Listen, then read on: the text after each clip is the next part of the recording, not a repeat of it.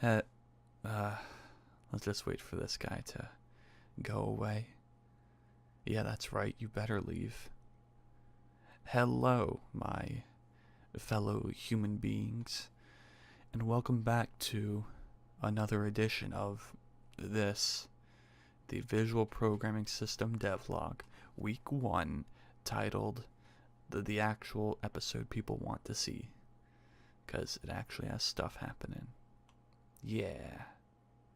Anywho, like The Incredibles 2, we're starting right where we left off, with a poorly drawn Photoshop diagram, a poorly worded description of our goals, and a blank canvas of ideas and passion.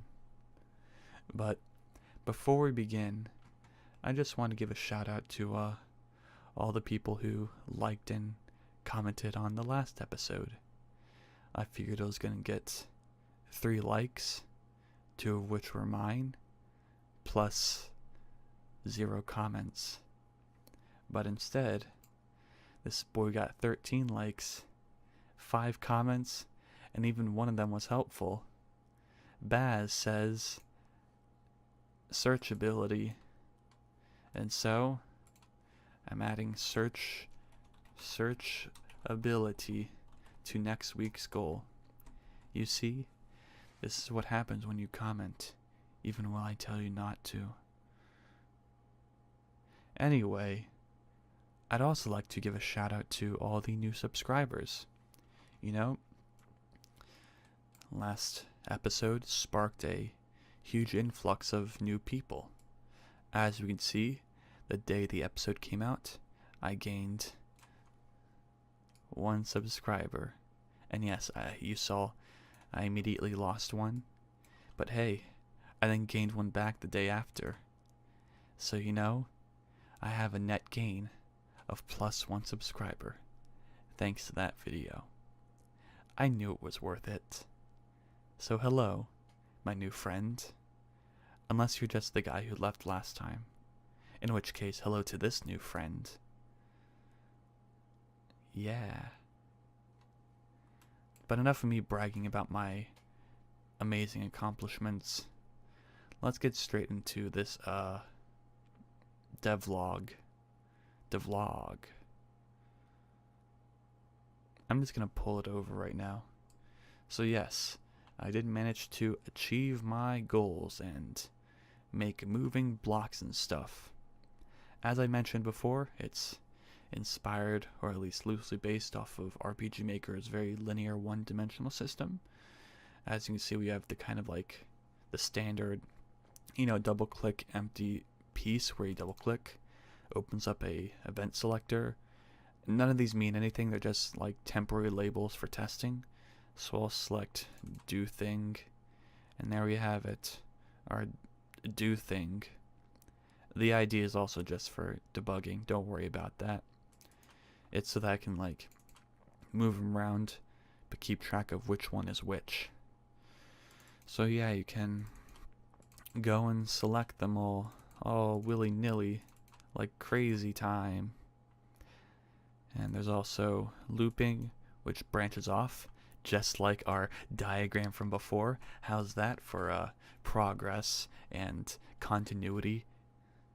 Hell yeah. It's also the condition, which has 2 branches. And if I wanted, I could easily snap my fingers, change a variable, and have it so they have like 3, 5, 10 branches. Hell yeah. We're already modular, boys. We're already ready to go. But anyway, that was the first goal. Make blocks appear. I gave him a pretty decent design, in my opinion. The text still needs some work, but you click on one, it has a cool looking gradient highlight. You can drag through and click all of these. The branching ones share selectability with their branches, but you can also add events within them like so. And yeah, I'm fairly proud of what I managed to accomplish.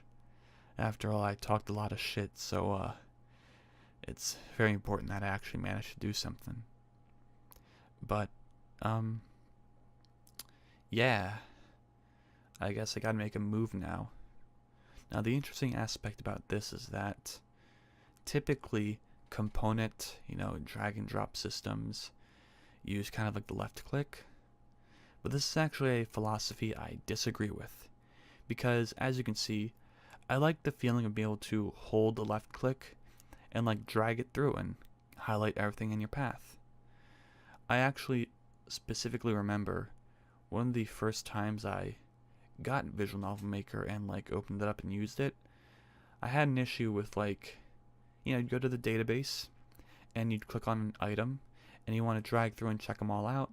But when you drag on an item, it moves it. Which is, I guess I gave V&M as an example, but like nearly all programs that have dragging interfaces are like that. Even Discord Bot Maker, my own program. And that's something I want to change.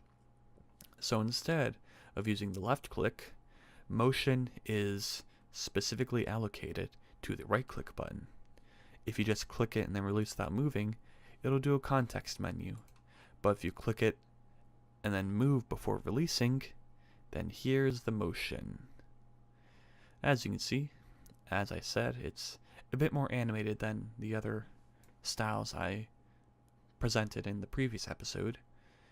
I even managed to create the cool effect of having the condition branch thing kind of open up when you go inside and then close down. I think that's a perfect way to do it, especially for a one-dimensional system.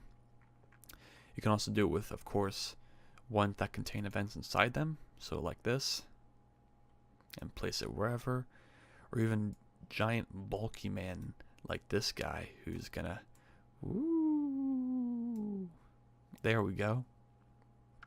Yeah, there's still a couple issues here or there, but they're not that pertinent since they're just debugging features like the offset display. So if you like show it, you can see the offset of how much is being presented underneath. That way it creates that effect of, like moving the pieces out of the way for it to place itself down. But even then, outside the kind of way it looks, I'm also very proud of the kind of the polish, how airtight it feels. Even when I take this thing and just spam it all around and go crazy,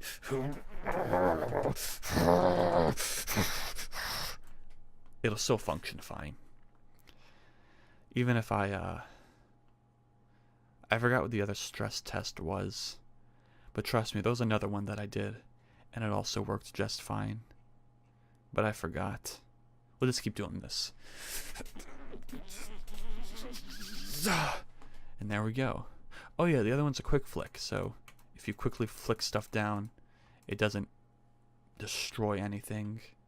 I mean, yeah, it destroys like the kind of way you had things set up, but like it doesn't destroy the actual, like, the interface. It still functions as provided or necessary. So yeah, I guess that is that. I am fairly happy with what I managed to achieve. So one-dimensional, colorful, looks nice. For the most part, does look nice. I dislike the kind of green palette for these commands, but I mean the red palette and the blue palette for conditions, I think it's pretty good. It's animated, organizable, though as you've probably noticed, it is a little jittery when you try to move pieces. So as you can see, like the pieces way down here or even near the bottom are like really shaky and stuff, which was not intentional, but also not a big deal. Or I mean, like, it is a big deal. I'm gonna fix it immediately, but like it'll be easy to fix, and I'm gonna do it right after this. I just didn't do it because I didn't have enough time. But yeah, condensable. Now I'm not. I hate to backtrack on what I wanted to achieve, but like, I don't know if I want to make this condensable, as that kind of feature makes things a bit confusing sometimes, or maybe not. I don't know. I do feel as though the interface is kind of airtight enough so that I could easily compact everything into a single piece and that can function normally. But I'll have yet to see whether or not condensing is a good move. Though I do feel as though with the space allowed, I should provide that feature. You know, my goal, as I mentioned before, was to remain as small and compact as possible to avoid like having huge commands that take up too much space. And for the most part, I do feel I accomplished that. I mean, right now it looks kind of ugly because there's like 3, depth, like, what's the word for it? There's 3 branches containing more branches and stuff. And especially with each plus button added, it kind of looks a little cluttered. But all we had was like green tiny guys or red guys. I think you'd filled the space with a lot of useful production. I mean, I even did the calculations. So like, one green guy is 24 pixels, and the total height is 487. So if we search up calculator, 487 divided by 24 equals 20. That's not as many as I thought. But I mean, hey, fuck it. That's 20 thick little green guys you can fit in here. In comparison to like, let's see here, RPG Maker MV, which allows you to fit how many things? It lets you open 1, 2, 3, 4, 5, 6, 7, 8, 9, 10, 11, 12, 13, 14, 15, 16, 17, 18, 19, 26. So 26. Okay, 26 versus 20. So I'm still a bit too big if I want to compete with how condensed this looks. You know what? I don't care. I like it the way it is. I think that the benefit from having a much cleaner looking interface with very obvious and nice branches beats the kind of more condensed list widgety thing with I don't know. Damn. I really like RPG Maker's style though. But oh well. We're gonna go our own path. We're gonna excuse me. We're gonna do our own thing. 20 pieces, that's plenty. But I guess I will add the ability to condense things down a bit. That's always a plus. Anywho, let's move on to what we have yet to do. So next week, I've already made things a bit modular already. Like everything you see here can be easily set up through JSON. Each one of these has JSON properties for branches, name, descriptions, etc. So really what I need to do is just make dialogues for each command. So like you click on this, click on one of these, and then it brings up a dialog to customize the properties. And then I need the ability to edit those properties when double clicking again, or delete certain events. So we'll put here dialogues, edit, deletion. As I mentioned before, I also want to fix jitter. And also, when you drag your mouse down through right click, or through a drag it through left click, or hold a piece with right click, you want it so that the scroll bar scrolls down when you move the piece down. Something I also didn't set up yet. So let me do that after this. So move scroll bar with motion, which once again is just, that's like a 2-hour thing I can do, maybe less. The difficult part is just finding the right like ratio to move the scroll bar. But yeah, a bunch of little things for next week, but I'm going to achieve them. Anything else I wanted to mention? I feel pretty happy with how it is though. This was a pretty good video. Hell yeah. Alright. I guess I could also like make this look better instead of just one big derpy list. But we'll wait on that. Anywho. Oh, what about a hover animation? I was definitely thinking to myself, hey man, there's probably some indication of hovering. It doesn't have to be massive, just has to be, in fact, it'd be preferably subtle and nice to look at. But something that indicates, hey, you got a mouse on top of you. Look out. So we'll add, when I'm fixing other stuff, we'll add hover animation. Okay, cool. Well, I guess that's that.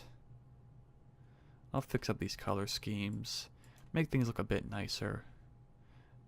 And, yeah. I'm gonna move this giant piece. Whoa. Alright. I guess see you guys next week for another edition of Visual Programming Systems Devlog. Yeah. I need to make a thing that I can use as a thumbnail though. I guess I'll just take a screenshot of this. Okay. Why are you still watching this? What are you doing with your life? Go make a sandwich or something. Oh my god, I want a sandwich. I want a burger. Does a burger count as a sandwich? I'm gonna go get a burger. Hell yeah.